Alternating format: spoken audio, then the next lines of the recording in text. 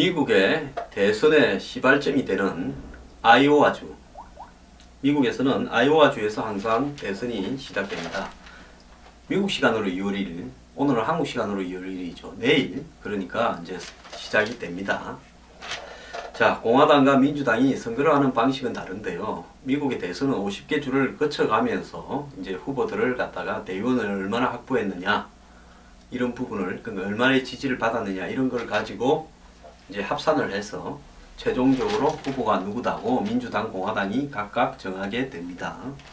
그래서 지금 이 아이오와주는 지금 이 핫스팟, 즉 끓는, 한마디로 이 주전자처럼 되어가고 있는데요. 아이오와주는 인구가 총 310만 명 정도밖에 안 되는, 한마디로 뭐 조그만한 주인데요. 그리고 옥수수 생산이 주력 산업인 이 중부의 시골입니다. 그래서 미국 사회에 큰 영향을 미치지도 못하고 있는 그런 주인데, 이 주가 지금 아주 들끓어 오르는 지역이 되고 모든 언론에 지금 집중을 받고 있습니다. 그래서 역대 아이오와 코커스에서 승리한 민주당 후보 8명 중 6명이 대선 후보가 되었고, 공화당도 50% 이상이 대선 후보가 되었기 때문에 그렇습니다. 그래서 이번에는 각기 아무나 다 참가하는 게 아니라 당원들, 공화당, 민주당 당원들만 참가를 합니다. 그래서 공화당은 당원들이 참가한 부분을 그대로 나누어서 누가 몇 프로 얻었다 해서 그만큼의 대의원 비율을 얻는 거고요. 그 다음에 민주당에서는 실제로 또 조금 다릅니다. 민주당에서는 15%의 미만 득표한 사람을 빼버리고 다시 또 선택하게 합니다. 그렇기 때문에 당원들이 2번 선택을 하는데요. 그래서 지금 민주당에는 힐러리하고 샌더스가 하고 있고 3위 후보가 한 명 있죠. 근데 이 3위 후보가 지금 2~3%밖에 못 얻기 때문에 결국 이 3위 후보는 이제 3위 후보 지지자들은 샌더스나 힐러리 둘 중에 하나를 선택해야 되는 이런 방식으로 진행이 된다고 합니다. 자, 지금 이 아이오와가 전국을 대변하는 건 아니지만은 지금 공화당, 민주당에서 이 경선이 팽팽하게 진행되고 있기 때문에 올해 같은 경우는 다른 어느 때의 미국의 대선보다도 집중을 하고 있는데요. 민주당에서는 힐러리하고 샌더스가 뭐 차이가 한 3% 나 있다, 이렇게 해서 오차 범위 안에 들어가 있고요. 그 다음에 공화당에서는 트럼프와 이 주자인 테드 크루즈가 뭐 한 5에서 8% 정도 차이가 나 있다, 이렇게 하고 있습니다. 자, 그래서 지금 미국의 대선에는 공화당은 트럼프의 열풍이 식지를 않고 있고, 민주당에는 일찌감치 꺼질 것으로 봤던 샌더스가 힐러리를 거의 따라잡고 있습니다. 자, 그러면 왜 트럼프와 샌더스의 사태가 생겼을까요? 제가 여러 번 이야기했지만 그 본질은 오늘날 미국이 맞이하고 있는 경제 위기 때문에 그런 겁니다. 경제가 성장하고 안정적일 때는 미국 사회의 자본주의가 미국 국민들의 아주 전형적인 교범처럼 비춰졌습니다. 그런데 2008년 전대미문의 금융위기를 겪고 난 이후에 미국 사람의 일상생활은 많이 바뀌었습니다.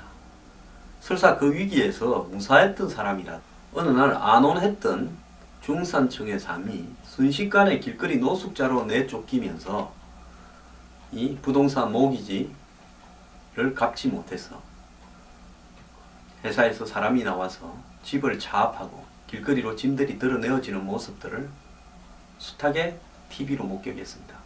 그리고 애들을 이끌고 노숙 생활을 하는 모습들이 전 미국에 방영되었습니다. 금융회사에 다니면서 많은 월급을 받으면서 잘 살던 사람이 순식간에 거지 되는 꼴도 봤습니다. 회사에서 운영하던 나의 연금이, 노후를 대비한 연금이 어느 날 반내 반토막이 나는 것도 봤습니다. 누구도 이제는 자신들의 안온한 삶을 보장해 줄 수 없다는 걸 느끼게 됐습니다. 여기에 대해서요, 지금 전 세계는 완전히 새해 들어서 뿐만 아니라 오래된 거지만 좌우간 살벌한 기사들이 나오고 있습니다. 글로벌 경제 상식이 곳곳에서 깨어진다. 유례없는 현상과 조치들이 잇따르고 있어 각 나라가 고심하고 있다. 세계 경제가 가라앉는다. 각국이 위기 해결을 위해 가능 수단을 총동원하고 있다. 일본 같은 경우에는 마이너스 금리로 또 경제 문제 해결이 쉽지 않다. 이런 이야기들이 나오고 있습니다. 자, 미국의 이 중산층의 소득은 점점 줄어들고 있습니다. 빈곤층의 소득은 더 크게 줄어들고 있습니다. 그렇지만 금융위기로 소수의 부자들은 자신의 잘못에도 불구하고 계속 엄청난 돈을 벌어들이는 기회가 되고, 경영자와 노동자, 즉 CEO와 노동자의 월급 차이는 500배 이상으로 커져버렸습니다. 왜 사회가 이렇게 가느냐? 즉 부가 소수에게 독점이 되어가고 있고, 중상층은 점점 옅어지고 있고, 빈곤층은 점점 늘어나고 있다. 그리고 실질적인 소득은 점점 줄어들고 있다. 이 부분에 대해서 미국 사회에 잠재하고 있는 엄청난 두려움들이 미국의 주류 세력인 백인들에게 지금 반란을 일으키라고 선동하고 있습니다.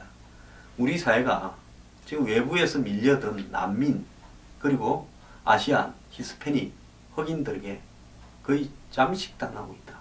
이런 오늘 아직도 60% 이상을 점유하면서 미국 사회에 주류를 형성하고 있는 주류 백인층들이 공화당, 민주당 양쪽에서 반란을 일으키기 시작한 겁니다. 지금까지 우리는 백인 주류 사회에서 봤을 때 민주당은 공화당이든 각기 서로 간에 정책은 좀 차이가 있지만은 결국은 주류 사회로 좋은 집안 나오고 많이 배우고 또 상류층과 어울리고 거기에 네트워크를 가지고 있어서 유명한 사람이라고 보정되는 사람들 그냥 관성적으로 찍어왔다. 자, 그런 사람이 양쪽에 대변되는 사람들이 누굽니까? 공화당 쪽에는 잽 부시였고 민주당 쪽에는 힐러리였죠. 그래서 이번에 경선이 시작되기 전에 한 1년 전쯤에는 양쪽에서 힐러리와 잽 부시가 될 거다. 이렇게 봤습니다. 각기 민주당과 공화당 후보로요. 그런데 지금 한 1년 정도 캠페인이 진행되면서 한번 보십시오. 힐러리도 지금 위기에 놓여 있고 잽 부시는 아예 그냥 대선 후보 사퇴하라고 쫓기고 있는데요. 모금을 1억 3,300만 달러나 해놔서 돈이 있어서 아직 안 들어가고 있습니다. 2, 3% 나오고 있어요. 지지율이. 힐러리는 1억 90만 달러를 모금했습니다. 이 두 사람이 1억 달러 이상을 모금할 수 있게 된 게 다 대기업들이, 이 사람들이 대기업들하고 굉장히 가까우니까 돈을 대준 겁니다. 여기에 미국 사람들이 너희들 싫다라는 겁니다. 미국의 부시 집안, 무슨 클린턴 집안밖에 없냐. 너희들 집안이 맨날 돌아가면서 해먹냐. 그리고 너희들은 전부 부자들한테 돈 받아서 정치하는 거 아니냐. 자, 트럼프 지 돈 받아가 정치합니다. 샌더스 나는 소액 다수로 300만 명 이상이 나한테 기부를 했다고 이야기를 합니다. 여기에 백인 주류 사회가요. 저 사람들이 우리를 위해 주는 게 아니라 우리는 미국 사회의 정통성을 지키기 위한 반란을 꾀하는 후보를 지지하겠다 해서 지금 공화당에는 트럼프가 1등하고 2위를 하는 테드 크루즈도요.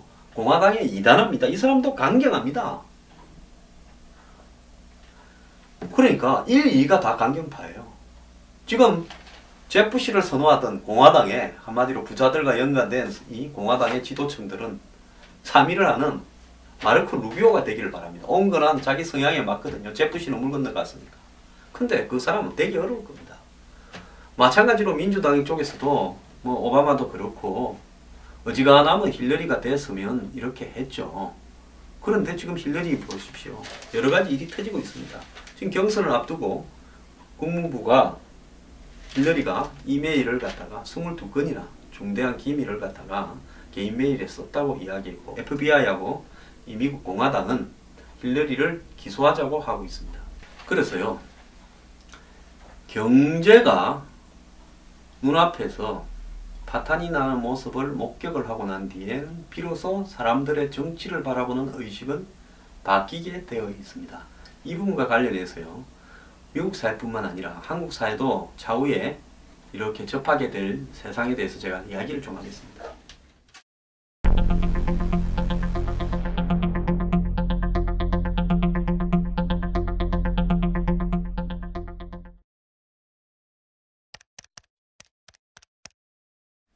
지난 주말에요. 과학기술과 IT와 신기술의 발달은 결국은 중산층을 없애고 소수의 슈퍼스타 부자들을 양산하게 될 것이다. 오히려 하이직들은 뭐 정원사, 요리사, 수리공, 목수, 보모 이런 거는 조금 더 오래 살아남은 거다. 왜? 로봇이나 기계가 대체할 수 없는 부분도 있으니까요. 다만 의사나 애널리스트, 회계사 이런 변호사 같은 전문직도 머지않아 사라질 거라고 하고 있습니다. 오늘날 전 세계가 부딪히고 있는 이런 불황은요, 한마디로 IT와 그리고 기계화, 신기술의 발달이 세계 경제 부분에서 기술은 이렇게 발전시킬지 몰라도 일자리는 없애는 쪽으로 상승작용을 하고 있고, 이것이 세계화와 더불어서 모두가 지금 폭탄을 맞고 있는 부분입니다. 결국 급격한 디지털화는 기술을 가진 자만 불을 얻고 나머지 대다수의 중산층의 갈 몫을 줄여가지고 경제 붕괴를 가져올 수 있다는 겁니다. 우리가 미래 사회를 갖다가 예시한 영화들을 보면요, 거기에는 독재 사회입니다. 소수가요 로봇을 앞세워서 다수의 민중들을 통제하는 조지 오웰의 1984 같은 사회라고 미래 사회가 예정되어 있는 게 왜 그런가 하면, 결국 이런 신기술의 발달과 그걸로 인한 부의 독점, 이런 부분들이 방치될 경우에는 미래 사회가 그렇게 갈 거라는 것은 어지간한 미래학자들은 다 예측하고 있는 부분입니다. 자, 이런 식으로 세상이 부가 편중되어 가는 쪽으로 가고 있는데, 한마디로 미국의 자본주의는 70년대, 60년대식 자본주의 경제에 적합한 정치 체제를 유지하고 있습니다. 그때 미국 경제가 성장하고 있었습니다. 70년대 들어서 침체하기 시작했지만요. 자, 그 시대에는 경제가 성장할 때 정치의 부분에 대해서 국민들은 크게 불만을 제기하지 않습니다. 다소 이 정치인들이 불을 가진 월스트리트나 군산복합체하고 이 개를 타기 되어도 그건 뭐 정치라는 본질이 그렇지 않느냐 하면서 이해하고 넘어갔고, 점점 미국 사회가 모순들을 시정하면서 잘 사는 완벽한 민주주의 체제를 구축할 거라고 봤습니다. 그런데 오늘날 딱 2008년에 금융위기를 겪고 난 이후에 미국 사회의 주류 백인들이 느끼는 것은, 이것은 점점 잘 사는 사회가 아니라 그야말로 소수의 자본가들, 소수의 자산가들과 결탁된 정치인들이 우리한테 사기치고 있는 거다라는 걸 느끼는 것이 많아진 쪽으로 갔다는 겁니다. 공화당 지지자든 민주당 지지자든요. 그러니까 지금 미국에서 샌더스와 트럼프의 반란이 나타나고 있는 겁니다. 제가 그래서 여러 차례 이야기를 했습니다. 오늘날 전 세계적인 장기 경제 불황은 누가 어떻게 할 수 없는 매우 구조적으로 진행되고 있는 부분이고, 이것은 점점 갈수록 부의 불평등 분배와 양극화를 초래할 수밖에 없는 것이고, 다수가 가난해지고 소수가 부자가 될 수밖에 없는 시스템으로 가고 있다. 어떻게 보면 현행 경제 시스템이 정치 시스템과 서로 맞지 않는 부분을 고치지 못하고 있는 부분이다. 즉 경제 상황이 우리가 이전에 제조업 중심의 5, 6, 70년대, 80년대 경제가 그런 시스템이 붕괴되고 새로운 경제 상황이 진행되고 있음에도 불구하고 정치 시스템은 5, 6, 7, 80년대에 맞추어서 만들어진 것을 받아들이고 있기 때문입니다. 미국도 그러한데요. 미국의 정치를 받아들인 한국 같으면 오죽하겠습니까? 그러니까 한국은요, 이 위기의 본질이 뭔지도 모르고 지금 여야가 서로 밥그릇 싸움하고 자빠졌는데, 미국의 국민들은 그래도 이 위기의 본질을 비교적 이제 간파하기 시작했다는 겁니다. 그렇다면 정치 시스템을요, 이렇게 바뀐 경제 위기가 보편화될 수밖에 없는 경제가 변화하는 세상에 있어서 정치 시스템은 새로 또 만들어 가야 된다는 겁니다. 그 합의와 제도와 시스템을요. 그것을 못하고 있기 때문에 위기의 본질이 있다라는 겁니다. 즉 세상은 바뀌었는데 그 세상을 끌어가는 통치 원리는 바뀐 세상에 따라서 이렇게 바뀌어지지 않고 있다라는 타임 레그가 작용하고 있다는 겁니다. 경제와 정치 간에요. 자, 제가 이런 말을 해도요, 한국의 유권자들은 이 말의 본질을 잘 못 느낄 겁니다.